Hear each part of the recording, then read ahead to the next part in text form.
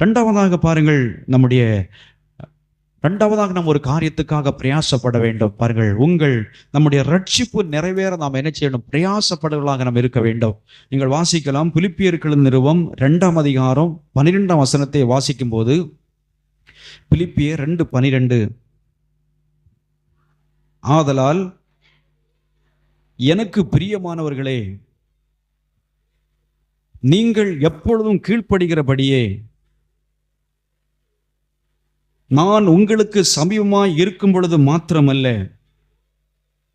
நான் தூரமாய் இருக்கும் இப்பொழுதும் அதிக பயத்தோடும் நடுக்கத்தோடும் உங்கள் ரட்சிப்பு நிறைவேற பிரயாசப்படுங்கள். அப்போஸ்தலனாகிய பவுல் பிலிப்பிய சபைக்கு எழுதும்போது அவர் எழுதுகிறார், பாருங்கள், நீங்கள் உங்கள் ரட்சிப்பு நிறைவேற நீங்கள் என்ன செய்யணும்? பிரயாசப்பட வேண்டும். ரட்சிப்பு நிறைவேறுவதற்கு பிரயாசப்பட வேண்டும். அருமையான தேவனுடைய பிள்ளைகளே, பாருங்கள், ரட்சிப்பு தேவன் நமக்கு கொடுத்திருக்கிறார். ரட்சிப்பை நாம் பெற்றிருக்கிறோம். கர்த்தரை நாம் விசுவாசித்து பாவ மன்னிப்பாகிய ரட்சிப்பை தேவன் நமக்கு அருளி இருக்கிறார். அந்த மகாபெரிய ரட்சிப்பை நாம் என்ன செய்ய வேண்டுமாம்? அந்த ரட்சிப்பு நிறைவேறுவதற்கு நாம் என்ன செய்ய வேண்டும்? பிரயாசப்பட வேண்டும். அதற்காகத்தான் தேவன் தொடர்ந்துள்ள, பாருங்கள், நம்முடைய வாழ்க்கையிலே தேவன் சபையில நம்மை ஏற்படுத்தி, சபையோடு தேவன் நம்மை ஐக்கியப்படுத்தி இருக்கிறார். தேவ பிள்ளைகளோடு நம்மை ஐக்கியப்படுத்தி இருக்கிறார். அதற்காகத்தான் பாருங்கள் தேவனுடைய ஆராதனைகள், அதற்காகத்தான் சேர்ந்து ஜெபிக்கிற காரியங்கள், இதற்காகத்தான் பாருங்கள் பல காரியங்களை ஆண்டவர் நமக்கு ஒழுங்குபடுத்தி கொடுத்திருக்கிறார். எதற்காக என்றால், நம்முடைய ரட்சிப்பு என்ன செய்யணும்? நம்முடைய ரட்சிப்பு அது நிறைவேற வேண்டும். அதற்காக நாம் பிரயாசம் எடுக்க வேண்டும். அருமையான தேவனுடைய பிள்ளைகளே, நமக்கு ஒருவேளை ஜபங்களில் வந்து பங்கெடுப்பதற்கு ஒருவேளை நமக்கு பல சூழ்நிலைகளில் தடைகள் வரலாம்.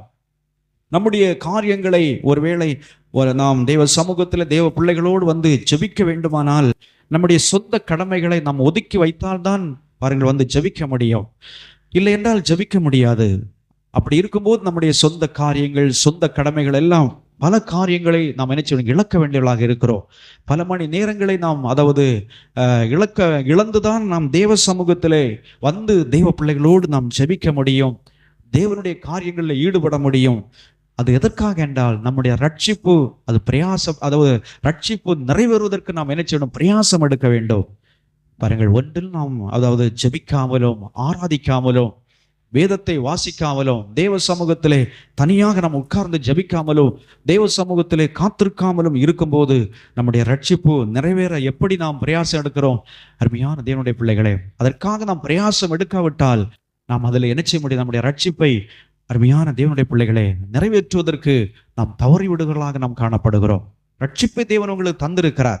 அந்த ரட்சிப்பை நாம் என்ன செய்யணும்? முடிவு பரியந்தம் காத்துக்கொள்வதற்கு நாம் பிரயாசப்பட வேண்டும். ஆண்டவர் அந்த ரட்சிப்பை நமக்கு தந்திருக்கிறார். எத்தனையோ மனிதர்கள் இந்த உலகத்திலே வாழும்போது நம்மை விட படித்தவர்கள், நம்மை விட திறமைசாலிகள், நம்மை விட ஆரோக்கியமானவர்கள், நம்மை விட கல்விமான்கள் இந்த பூமியில இருக்கும்போது, நமக்கு அருகாமையில் இருக்கும்போது, ஆண்டவர் கிருபையாய் பேதையாகிய நம்மை தேவன் கிருபையாய் தேடி வந்து அவருடைய பிள்ளையாய் மாறக்கூடிய ஒரு சாக்கியத்தை ஆண்டவர் உங்களுக்கும் எனக்கும் கொடுத்தார் என்றால், அருமையான தேவனுடைய பிள்ளைகளே, தேவனுடைய கண்களிலே நமக்கு கிருபை கிடைத்தது என்பதை நாம் அறிந்து கொள்ள வேண்டும். அல்லேலூயா, அல்லேலூயா. உங்களுக்கு அந்த பாக்கியத்தை ஆண்டவர் தந்திருக்கிறார். பாருங்கள், அந்த ரட்சிப்பை தேவன் உங்களுக்கு அருளி இருக்கிறார். பாருங்கள், உங்களை விட நம்மை விட திறமைசாலிகள், கல்விமான்கள் எல்லாம் இருக்கும்போது, நம்மை விட பலசாலிகள் இருக்கும்போது, நாம் எம்மாத்திரம் அருமையான தேவனுடைய பிள்ளைகளை சற்று சிந்தித்து பாருங்கள், சற்று தியானித்து பாருங்கள். ஆண்டவர் நம் மேலே கிருபை வைத்தது, நம்ம மேலே தேடி வந்தது, நமக்கு நேராக இந்த ரட்சிப்பின் செய்தி நமக்கு வந்தது, இதெல்லாம் தேவன் நம்ம மேல் வைத்த கிருபை. ஆகையினால் அந்த ரட்சிப்பு நிறைவேறுவதற்கு நாம் என்ன செய்யணும்? பிரயாசப்பட வேண்டும். பாருங்கள், உலகத்தில் நாம் மாயான காரியங்களுக்காக, அநேக காரியங்களுக்காக பிரயாசப்படுகிறோம். அழிந்து போகிற காரியங்களுக்காக, மாயான காரியங்களுக்காக நாம் பிரயாசப்படுகிறோம். பூமியிலே நமக்கு தேவையான காரியங்களுக்காக பிரயாசப்படுகிறோம். அதே சமயத்தில் நித்திய காலமாக தேவனோடு வாழுகிற அந்த பாக்கியத்திற்காக, நித்திய ராஜ்யத்திலே வாழுகிற அந்த பாக்கியத்துக்காக, பாருங்கள், அந்த தேவன் தந்திருக்கிற அந்த ரட்சிப்பை நிறைவேறுவதற்கு நாம் என்ன செய்யணும்? பிரயாசப்பட வேண்டும் என்று தேவனுடைய வார்த்தை சொல்லுகிற நாம் பார்க்கிறோம். பிரயாசம் எடுக்க வேண்டும். அப்படி பிரயாசம் எடுக்கவில்லை என்று சொன்னால் அதிலே தேவன் நம்மை ரட்சித்ததினாலே பாருங்கள் நமக்கு எந்த ஒரு லாபமும் இல்லை. தேவனுக்கு நம் மூலமாக எந்த ஒரு பாருங்கள் மகிமையோ, அவருக்கென்று ஒரு கனி கொடுக்கவோ, அவருக்காக வாழக்கூடிய ஒரு சாக்கியமோ இல்லாமல் இருக்கிறத நாம் பார்க்கிறோம். நம்மை ரட்சித்ததினால் அவருக்கு அருமையான தேவனுடைய பிள்ளைகளை பாருங்கள் பிரயோஜனம் இல்லாத ஒரு சூழ்நிலையை நாம் பார்க்கிறோம். அப்படி நாம் இருக்கக்கூடாது. நம்முடைய கர்த்தர் உங்களுக்கு தந்திருக்கிற அந்த ரட்சிப்பு நிறைவேறுவதற்கு நாம் என்ன செய்யணும்? பிரயாசப்பட வேண்டும். எப்படியாகலும் ஆறாதில்லை தவறாமல் நான் பங்கெடுத்து நான் இந்த ரட்சிப்பை என்ன செய்ய வேண்டும்? நிறைவேறுவதற்கு நான் பிரயாசப்பட வேண்டும்.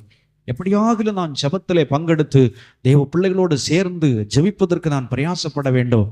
இப்படி ஜெபத்திலும் ஆராதனையிலும் தேவ சமூகத்திலே காத்திருப்பதிலும் தேவனுக்காக வாழ்வதிலும் இப்படியே நாம் அவிதமாய் ஒவ்வொரு நாட்களிலும் பிரயாசம் எடுக்கும்போது நம்முடைய ரட்சிப்பு அது நிறைவேறிக்கொண்டே காணப்படும்.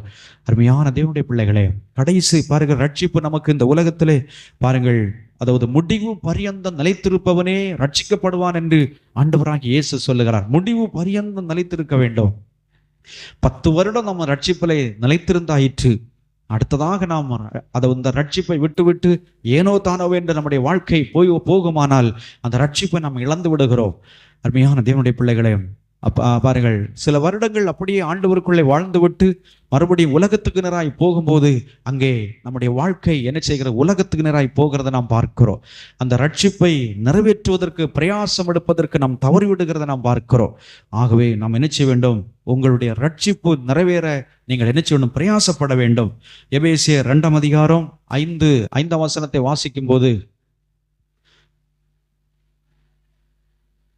அக்கிரமங்களினால் மரித்தவர்களாய் இருந்த நம்மை கிறிஸ்துவுடனே கூட உயிர்ப்பித்தார். கிருபையினால் ரட்சிக்கப்பட்டீர்கள். பாருங்கள், அக்கிரமங்களினாலும் பாவங்களினாலும் மரித்தவர்களாய் இருந்த நம்மை கிறிஸ்துவோடு கூட என்ன செய்தார்? உயிர்ப்பித்தார். இயேசு கிறிஸ்துவோடு உங்களை உயிர்ப்பித்திருக்கிறார்.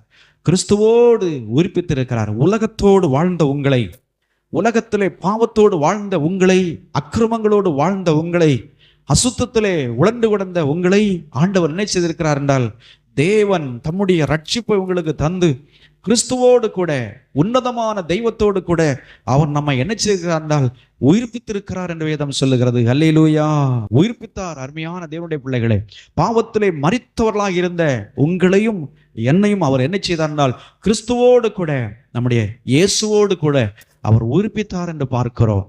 அப்படி உயிர்ப்பிக்கப்பட்ட அனுபவம் பாருங்கள், அதுதான் ரட்சிப்பு. அருமையான தேவனுடைய பிள்ளைகளே, இதை பெற்றுக்கொள்ளாதவர்கள், அந்த உயிர்ப்பிக்கப்பட்ட அனுபவத்தை பெற்றுக்கொள்ளாதவர்கள் என்ன செய்ய வேண்டும்? பெற்றுக்கொள்ள வேண்டும். அதற்காக நீங்கள் தேவனிடத்தில் கேட்க வேண்டும். அதை நீங்கள் வாஞ்சியோடு என்ன செய்ய வேண்டும்? கேட்டு பெற்றுக்கொள்ள வேண்டும். 8ஆம் வசனத்தை கூட வாசிக்கும் போது, கிருபையினால் விசுவாசத்தை கொண்டு ரட்சிக்கப்பட்டீர்கள். இது உங்களால் உண்டானதல்ல, இது தேவனுடைய ஈவு. கிருபையினால் விசுவாசத்தை கொண்டு ரட்சிக்கப்பட்டீர்கள். கிருபையினால், தேவனுடைய கிருபையினால் விசுவாசத்தை கொண்டு ரட்சிக்கப்பட்டீர்கள். பாருங்கள், தேவன் பாருங்கள் கிருபையாய் இருந்ததினாலே, பாருங்கள் நீங்கள் விசுவாசித்ததினாலே ரட்சிக்கப்பட்டீர்கள். இது நம்மால் உண்டானதல்ல, இது உங்களால் உண்டானதல்ல, இது தேவனுடைய ஈவு. அருமையான தேவனுடைய பிள்ளை, தேவனுடைய ஈவு. பாருங்கள், தேவன் நமக்கு ஈவாக, வரமாக தேவன் நமக்கு கொடுத்திருக்கிறார், இலவசமாக தந்திருக்கிறார். பாருங்கள், அவ்வளோ, அதாவது ஈவு என்று சொல்லும் போது அநேகருக்கு அதை உணர்ந்து கொள்ள முடியாமல் இருக்கிறத நாம் பார்க்கிறோம். இன்றைக்கு உலக பிரகாரமாக நமக்கு ஒரு அரசு நமக்கு ஒரு நன்மை கொடுக்கிறதுன்னு சொன்னால், ஒரு மாதம் 1000 ரூபாய் கொடுக்கிறதுன்னு சொன்னாலே அது நமக்கு பெரிதாக தெரிகிறது. ஆனால் இந்த ரட்சிப்பு நமக்கு அநேகருக்கு பெரிதாக தெரிவதில்லை. தேவன் ஈவாய் தந்திருக்கிற அந்த ரட்சிப்பு அநேகருக்கு பெரிதாக இல்லாமல் இருக்கிறத நாம் பார்க்கிறோம். அது ஒரு பெரிதாக தெரியவில்லை. அருமையான தேவனுடைய பிள்ளைகளே, ஆகவே பாருங்க, இவ்வளவு பெரிதான ரட்சிப்பு என்று வேதம் சொல்லுகிறது. அந்த ரட்சிப்பை தேவன் உங்களுக்கும் எனக்கும் என்ன செய்திருக்கிறார் என்றால் அளித்திருக்கிறார். எவ்வளவு பெரிதான ரட்சிப்பு! உலகத்தை பார்க்கலும் விலை மதிக்கக்கூடிய ரட்சிப்பு. அந்த ரட்சிப்பை தான் தேவனிடத்தில் நீங்கள் பெற்றிருக்கிறீர்கள், இலவசமாய் பெற்றிருக்கிறீர்கள். தேவன் ஈவாய் உங்களுக்கு கொடுத்திருக்கிறார். அதற்காக நீங்கள் என்ன செய்தீர்கள்? தேவனை நீங்கள் விசுவாசித்தீர்கள். பாருங்கள், தேவனுடைய கிருபை உங்க மேல இருந்ததனால், நீங்கள் விசுவாசித்ததனால் அந்த ரட்சிப்புக்குள்ள நீங்கள் கடந்து வந்தீர்கள். பாருங்கள், தேவனுடைய கிருபை எல்லாரையும் ரட்சிப்பதற்கு ஆயத்தமாக இருக்கிறது. ஆனால் விசுவாசம் எல்லாருக்குள்ளும் வருவது இல்லாமல் இருக்கிறத நாம் பார்க்கிறோம். விசுவாசிகள் என்று சொன்னாலும் அந்த விசுவாச கண்கள் அடைக்கப்பட்டிருக்கிறத நாம் பார்க்கிறோம். ஏனென்றால் பாருங்கள், அந்த தேவனை விசுவாசித்து தேவன் கிருபையினால் வைத்திருக்கிற அந்த ரட்சிப்பை சொந்தமாக்கி கொள்வதற்கு அநேகருக்கு விருப்பம் இல்லாமல் இருக்கிறத நாம் பார்க்கிறோம். அநேகருக்கு உலகம் தடையாக இருக்கிறத நாம் பார்க்கிறோம். அநேகருக்கு பாவம் தடையாக இருக்கிறத நாம் பார்க்கிறோம். அநேகருக்கு உலக சிநேகம் தடையாக இருக்கிறத நாம் பார்க்கிறோம். அநேகருக்கு பாருங்கள், இந்த உலகத்தின் ஆடம்பரங்கள், ஆசபாசங்கள் இந்த ரட்சிப்புக்குள்ளே, இந்த உன்னதமான தெய்வத்திற்குள்ளே வருவதற்கு அவர்களுக்கு தடையாக இருக்கிறத நாம் பார்க்கிறோம். பிசாசானவன் உலக காரியங்களை காண்பித்து, உலக மாயைகளை காண்பித்து அவ்விதமாக இந்த ரட்சிப்புக்குள்ளே வருவதற்கு அவர்களுக்கு விருப்பம் இல்லாமல் இருக்கிற ஒரு காரியங்களை நாம் பார்க்கிறோம். அருமையான தேவனுடைய பிள்ளைகளே, பாருங்கள், ஆகவே தேவன் நமக்கு கிருபையினால் உங்களுக்கும் எனக்கும் தந்திருக்கிற அந்த ரட்சிப்பு அதாவது நிறைவேறுவதற்கு நாம் என்ன செய்ய வேண்டும்? பிரயாசம் எடுக்கலாக நாம் இருக்க வேண்டும். அதற்காக நான் ஆராதனை இருக்கிறது என்று சொன்னால், நம்மளுக்கு எழும்பி நடக்க முடிந்தால் வீடுகளிலே நாம் என்ன செய்ய முடியாது? சும்மா இருக்காமல் ஜீவனுள்ள வரையிலும் அருமையான தேவனுடைய பிள்ளைகளை, சில வயதுகள் செல்ல செல்ல நம்முடைய சரீரத்தில் பலவீனங்கள், வயதிற்கு ஏற்ற பலவீனங்கள் என்ன செய்யும்? பாதிக்க தொடங்கும். அதாவது கால்களில் முட்டு வலிகள் வர ஆரம்பிக்கும். சரீரங்களிலே பல உபாதைகள் வர ஆரம்பிக்கும். அப்படி வருவதற்கு முன்பதாக நாம் என்ன செய்யணும்? கொடுக்கப்பட்ட காலங்களை நாம் பிரயோஜனப்படுத்தி கொள்ள வேண்டும். சரீர சுகத்தோடு இருக்கும்போது நம்ம ஆராதனைகளில் வீணடிக்க கூடாது. வீடுகளில் சும்மா இருக்கக்கூடாது. ஒரு நாள் ஆராதனை நாம் தவற விட்டோமானால் அந்த நாள் நமக்கு திரும்பி வராது என்பதை நாம் அறிந்து கொள்ள வேண்டும். ஆகவே சில பேர்கள் பாருங்கள், இவ்விதமாக நம்முடைய வாழ்க்கையிலே நாம் பிரயாசப்பட வேண்டும். தேவ பிள்ளைகளோடு இணைந்து நாம் ஜெபிக்கிறவர்களாக நாம் இருக்க வேண்டும். பாருங்கள், தேசத்திற்காக நாம் ஜெபிக்கிறவர்களாக நாம் இருக்க வேண்டும். உண்மையான தேவனுடைய பிள்ளைகளை, தேவன் நம்மளுக்கு அழைத்திருக்கிற அழைப்பை நாம் உணர்ந்து என்ன செய்ய வேண்டும்? அந்த அழைப்பிலே நாம் நிலை நின்று இந்த ரட்சிப்பு நிறைவேறுவதற்கு நாம் பிரயாசம் எடுக்கலாக நாம் இருக்க வேண்டும்.